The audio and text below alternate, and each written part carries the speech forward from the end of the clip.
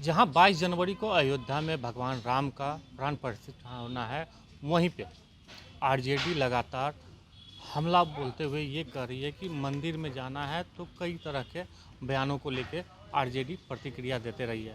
अभी हमारे साथ नीरज जी हैं, जदयू के प्रवक्ता हैं।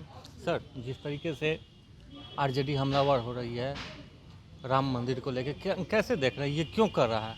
देखिए, 22 जनवरी को रामलला की प्राण प्रतिष्ठा है माननीय सर्वोच्च न्यायालय के निर्देश पर। 24 जनवरी को हमारे कर्पूरी आने वाले हैं। तो रामलला के प्राण प्रतिष्ठा का जहाँ तक सवाल है, वह सवाल तो माननीय सर्वोच्च न्यायालय के निर्देश पर हो रहा है ना।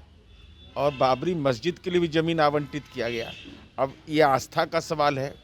अब जो लोग इसको मानसिक गुलामी बताते हैं, हम उनसे जानना चाहते हैं कि भाई उसी सरकार के आप हिस्सेदार हैं ना, जिस सरकार की कैबिनेट ने 72 करोड़ रुपया मंदिर के लिए दिया, पुनौरा धाम के लिए दिया। जो धार्मिक न्यास बोर्ड के निबंधित जो मंदिर है उसको हम अनुदान देते हैं, और संस्कृत विद्यालय को अनुदान देते हैं, मदरसा को अनुदान देते हैं, मानसिक गुलामी के लिए देते हैं। सब बेतुका बयान है। अब ज्योतिष हो गए, जानकार हो गए कि बम फूटेगा, क्या क्या होगा। अरे क्या हंसी, सब चंडू खाना की जानकारी ला रहे हैं। भाई ये सौहार्द की भूमि है और सबका सम्मान की भूमि है, कोर्ट का सम्मान का है, इसलिए ऐसे बयान से बचना चाहिए। एक असम के एमपी हैं, वो कह रहे हैं कि ट्रेनों पर नहीं चढ़े जब तक प्राण प्रतिष्ठा नहीं हो जाती 22 जनवरी तक। उन्हीं से पूछ के ट्रेन पर चढ़ता है। वो किससे पूछ के चढ़ते हैं? बदरुद्दीन अजमल, ये सब एजेंट है, ये सब पॉलिटिकल एजेंट है। ये सब बैतुका बयान दे करके केवल टीआरपी बटोरना है, यही रोक देंगे।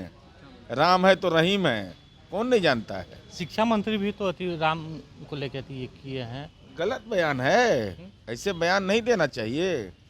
मैंने तो कहा कि वही राज्य मंत्री परिषद के सदस्य हैं जिसमें पुनौरा धाम के लिए 72 करोड़ रुपया दिया जाता है। उसी विभाग के मंत्री हैं जहाँ संस्कृत विद्यालय के लिए अनुदान दिया जाता है। तो मानसिक गुलामी है वो।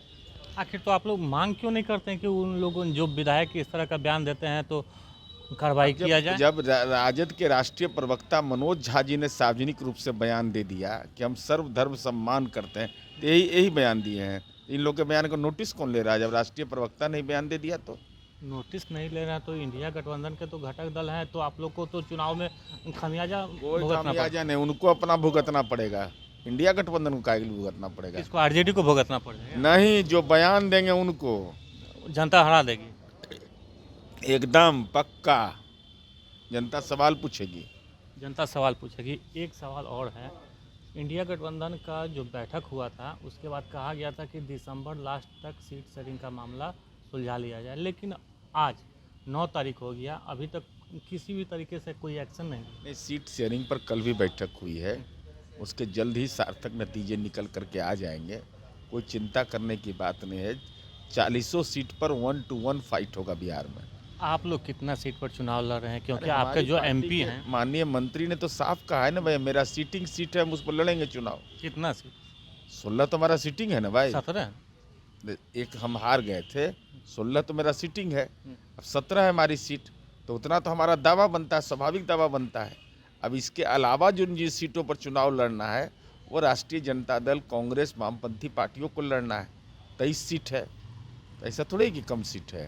समझौता हो जाएगा इतना? समझौता हो जाएगा, कोई दिक्कत नहीं हो? कोई दिक्कत नहीं। इंडिया गठबंधन में कुछ खटपट चल रहा है? नहीं, ऑल इज वेल। तो देखिए, इंडिया गठबंधन में ऑल इज वेल है, लेकिन जदयू साफ तौर पे कह रही है कि जितना मेरा सिटिंग सीट है उतना पे हम लोग चुनाव लड़ेंगे, एक भी सीट मैनेज नहीं किया जा सकता। आलोक कुमार, 10 मिनट, पटना।